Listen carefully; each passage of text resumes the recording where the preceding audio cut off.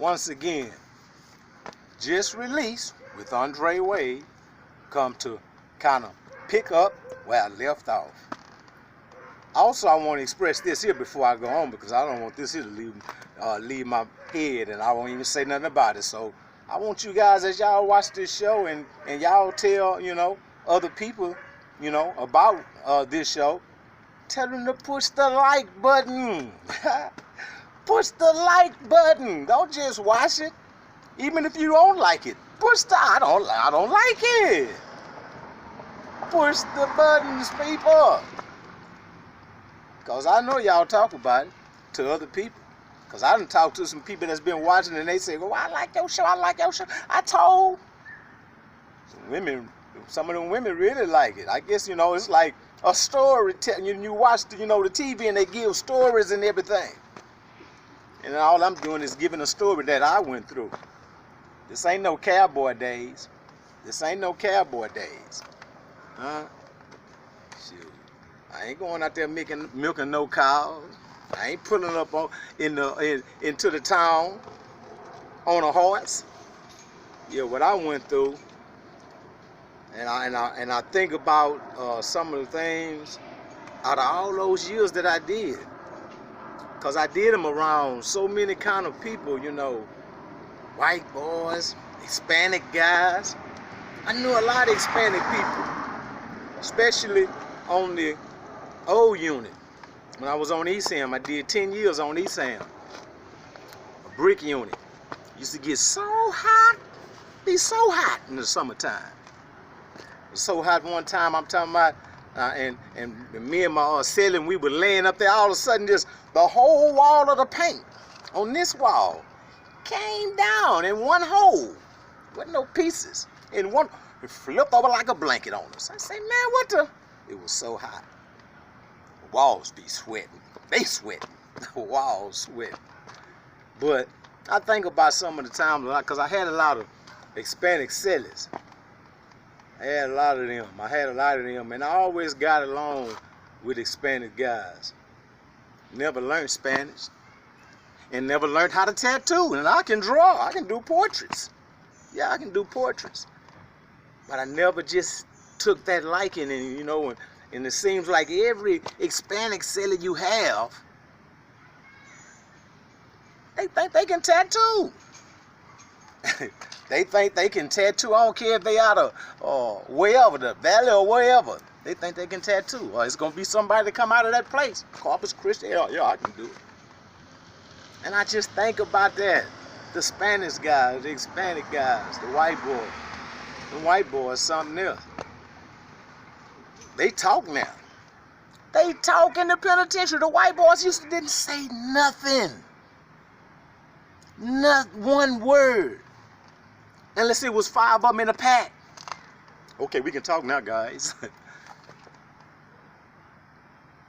They was quiet. Now they run around now. I'm talking about, man, I think they can just, they that. Woods, calling himself Woods. And I say, Wood, what is that? Wood is a white boy to me. For me growing up, they call themselves Woods. Then this is going to hit the case. This is going to hit today. Not putting you guys down in any kind of nature, because I lived around Hispanic guys outside in this neighborhood where I'm at right now, Alameda Plaza. And it was 2 brothers, Hispanics. The boys was like blacks. We talking about the 70s and 80s growing up. But anyway, Woods. Now, I look out and these motherfuckers come running through there. All of them about this tall. 5'5", 4'3". Talking about they Pisces. Pisces, what the hell is that? Pisces.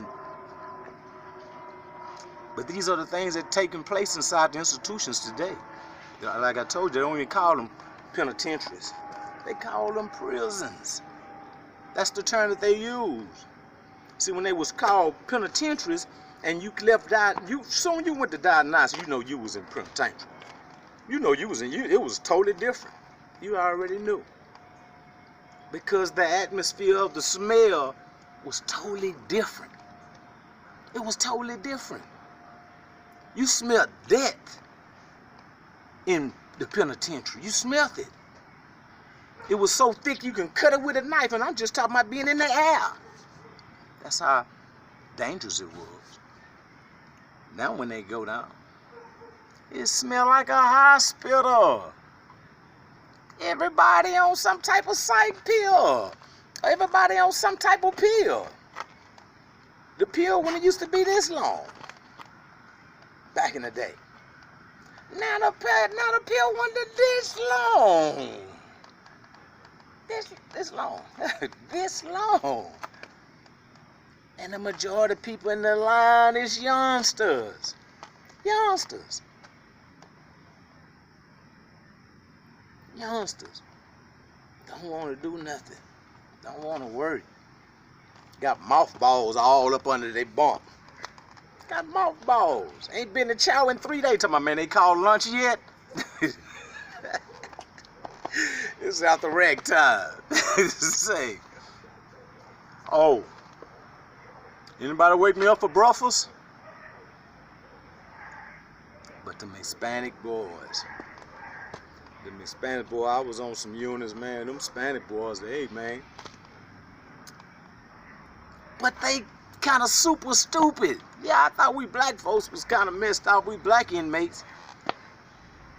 But they do some of the stupidest things. You call them super stupid. Hey, Ariel, hey, super stupid. I hear.